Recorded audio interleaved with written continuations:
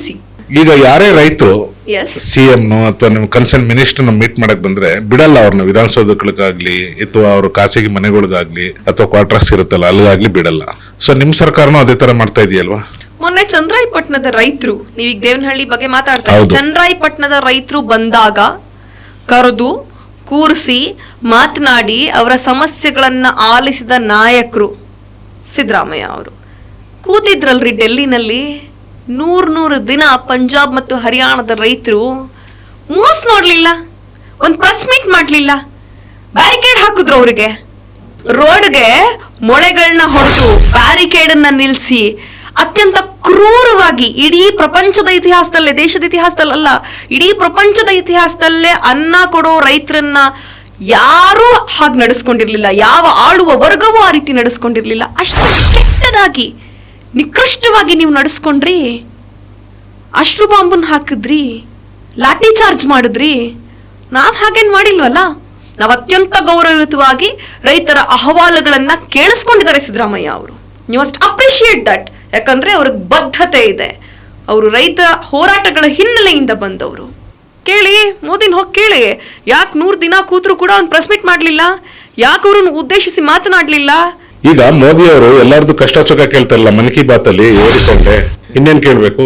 ಒಬ್ಬ ಪ್ರಧಾನಿ ಆದವನಿಗೆ ತುಂಬಾ ಕೆಲಸ ಇರುತ್ತೆ. ನೀವು ಮಾಧ್ಯಮದವರಲ್ವಾ? ಹೌದು. ಮಾಧ್ಯಮದವರು, ನಿಮ್ಮ ಮಾಧ್ಯಮದವರನ್ನ ಈ ವ್ಯವಸ್ಥೆ 4ನೇ ಅಂಗ ಅಂತ ಕರೆಯುತ್ತೆ.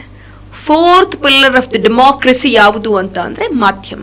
4th ಪಿಲ್ಲರ್ ಆಫ್ ಡೆಮೋಕ್ರಸಿ ಎದುರಿಗೇನೆ ಒಂದೇ ಒಂದು ದಿನ ನೀವು ಕೇಳಿದ ಪ್ರಶ್ನೆಗಳಿಗೆ ಆತ ಉತ್ತರಿಸಿದಾರ?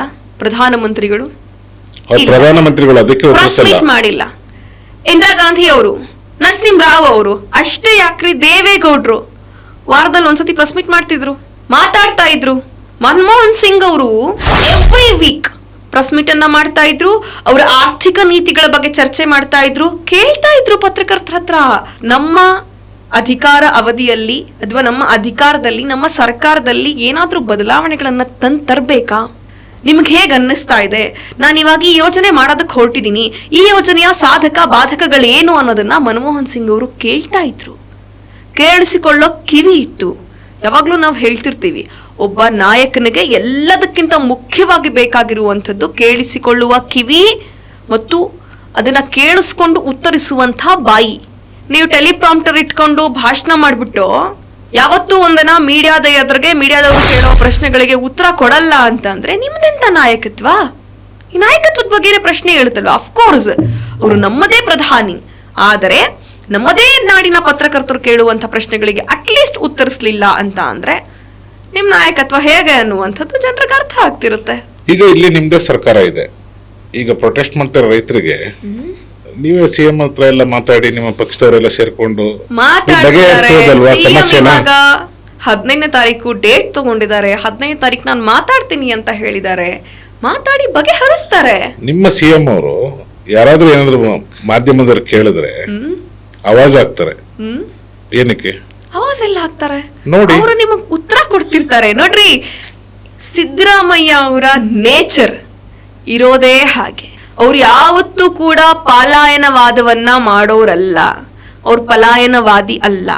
ನೀವ್ ಏನನ್ನ ಕೇಳಿದ್ರು ಕೂಡ ಅದಕ್ಕೆ ಉತ್ತರಿಸುವ, ವ್ಯಂಗ್ಯವನ್ನ ಮಾಡುವಂಥ ಅಥವಾ ಸಮಂಜಸವಾದ ಉತ್ತರವನ್ನ ಕೊಡುವಂಥ ಕೆಲಸವನ್ನ ಖಂಡಿತವಾಗ್ಲೂ ಮಾಡ್ತಾರೆ. ಅದ್ರ ಜೊತೆಗೆ ಏನು ತಲಾಟೆ ತರದ್ದು ಏನಾದ್ರೂ ಇದ್ದಾಗ ಅಥವಾ ನಗಾಡಿಸ್ಬೇಕು, ನಿಮ್ಗೂ ಒಂದ್ ಸ್ವಲ್ಪ ಎಂಟರ್ಟೈನ್ ಮಾಡ್ಬೇಕಲ್ವಾ? ನೀವ್ ಯಾವಾಗ್ಲೂ ಸುದ್ದಿಯ ಭರಾಟೆಗಳಲ್ಲಿ ಇರ್ತೀರಾ. ಸೊ ಹಂಗಾಗಿ ಒಂಚೂರೇ ಹೋಗ್ ಮರಯ ಅಂತ ಹೇಳ್ತಾರೆ ವಿನಃ ಅದನ್ನ ನಮ್ಮ ಮಾಧ್ಯಮದವ್ರು ಅನ್ಯತಾ ಭಾವಿಸ್ಕೊಳ್ದೆ ತಗೊಳ್ತಾರೆ ಕೂಡ. Is a friendly person, nature ಇರೋದೇ ಹಾಗೆ. ಓಕೆ, ಅವ್ರಿಗೆ ಏನೋ ಕ್ವೆಶ್ಚನ್ ಮಾಡಿದ್ರೆ ಹೇಳ್ತಾರೆ ನೀನ್ ಬಿಜೆಪಿನೇನೋ ಅಂತಾರೆ. ಅಲ್ಲ ನೋಡಿ, ಅವರು ಅಂತಹ ಎಂತಹದ್ದೇ ಬಿಜೆಪಿಗರು ಬಂದರೂ ಕೂಡ ಅವರ ಎದುರಿಗೆ ಕೂತ್ಕೊಂಡು ಡಿಬೇಟ್ ಮಾಡೋದಕ್ಕೆ ಸಕ್ಷಮವಾದಂಥ ಧೈರ್ಯ, ಸಕ್ಷಮವಾದಂಥ ವಿಚಾರವಂತಿಕೆ, ಸಕ್ಷಮವಾದಂಥ ಸೈದ್ಧಾಂತಿಕ ಬದ್ಧತೆ ಇರೋ ನಾಯಕರು ಯಾರು ಅಂದ್ರೆ ಅದು ಸಿದ್ದರಾಮಯ್ಯ ಅವರು. ಮಾಡ್ಲಿ, ನರೇಂದ್ರ ಮೋದಿರವರು ನಮ್ಮ ಸಿದ್ದರಾಮಯ್ಯ ಅವ್ರ ಎದುರುಗಡೆ ಕೂತ್ಕೊಂಡು ಒಂದು ಡಿಬೇಟ್ ಮಾಡಲಿ, ರಾಹುಲ್ ಗಾಂಧಿ ಅವ್ರ ಜೊತೆ ಬೇಡ, ನಮ್ಮ ಸಿದ್ದರಾಮಯ್ಯ ಅವ್ರ ಜೊತೆ ಕೂತ್ಕೊಂಡು ಡಿಬೇಟ್ ಮಾಡಲಿ. ಸಿದ್ದರಾಮಯ್ಯ ಅವರು ಬೇಡ, ನಿಮ್ಮ ಮಾಧ್ಯಮದವ್ರ ಜೊತೆ ಯಾರ ಜೊತೆ ಏನಾದರೂ ಕೂತ್ಕೊಂಡು ರೆಗ್ಯುಲರ್ ಡಿಬೇಟ್ ಮಾಡ್ಲಿರಿ.